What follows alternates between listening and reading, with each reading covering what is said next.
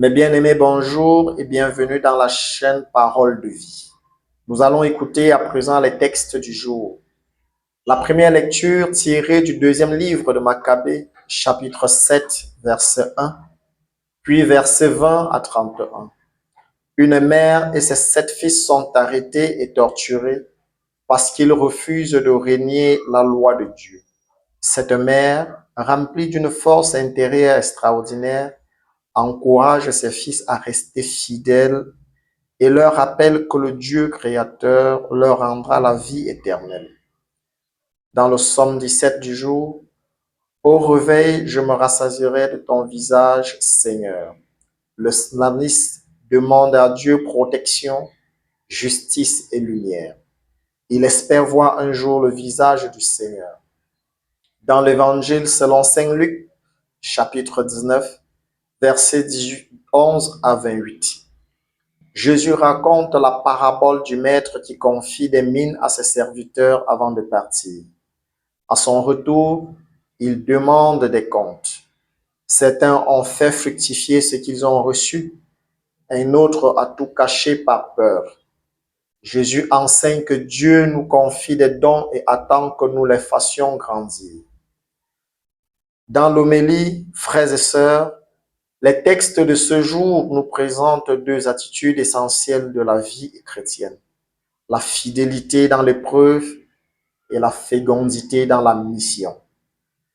Dans la première lecture, une mère juive regarde ses 7 fils mourir l'un après l'autre, mais elle ne perd pas courage. Sa force ne vient pas d'elle-même, elle vient de sa foi en Dieu, le Créateur qui donne la vie et la redonne en abondance. Elle nous rappelle qu'aucune souffrance, aucune persécution, aucun combat intérieur n'a le pouvoir d'éteindre une foi qui repose sur la promesse de Dieu. La vraie fidélité se révèle non pas quand tout va bien, mais lorsque la foi coûte quelque chose. Dans l'Évangile, Jésus nous enseigne que Dieu nous confie des dons: notre intelligence, notre cœur, notre temps, nos talents, nos biens, nos relations, nos opportunités. Dieu ne nous demande pas de les cacher, mais de les faire fructifier. Le serviteur qui a enterré son talent n'a pas été puni parce qu'il a mal fait, mais parce qu'il n'a rien fait. Il a laissé la peur dominer sa mission. Aujourd'hui, Jésus nous invite à sortir de nos peurs: la peur d'échouer, la peur d'être jugé, la peur de ne pas être à la hauteur. Dieu nous rappelle que le peu que nous avons, si nous le mettons entre ses mains avec confiance, peut devenir une grande bénédiction. Entre la fidélité courageuse de la mère des Maccabées et la responsabilité courageuse des serviteurs de la parole, un même message apparaît. Dieu cherche des cœurs courageux, fidèles, audacieux, des hommes et des femmes qui n'enterrent pas le don reçu, des croyants capables de dire: Seigneur, je ferai grandir ce que tu m'as confié. Que nos vies soient des terres où les dons de Dieu portent du fruit. Amen. Seigneur, tu m'appelles aujourd'hui à regarder ce que tu as mis en moi. Peut-être que je ne vois pas grand-chose, peut-être que je me sens faible, limité ou indigne. Pourtant, tu me dis: fais fructifier ce que tu as, je marcherai avec toi. Comme la mère des Maccabées, donne-moi la foi qui ne tremble pas. Comme les serviteurs fidèles, donne-moi le courage d'agir sans peur.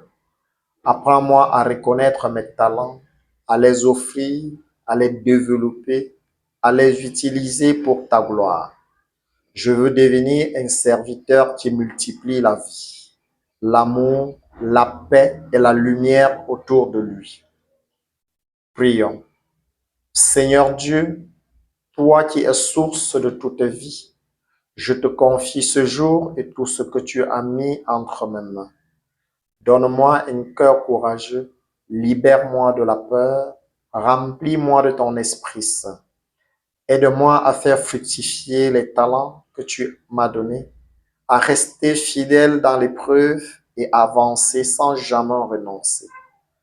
Que ma vie soit un témoignage de ta bonté, que mes œuvres donnent gloire à ton nom et que ton visage illumine ma route aujourd'hui et toujours. Amen. Merci d'avoir écouté Parole de vie. Si elle vous a plu, mes bien-aimés, n'oubliez pas de liker, de partager et surtout de vous abonner. Merci et à demain pour une autre parole.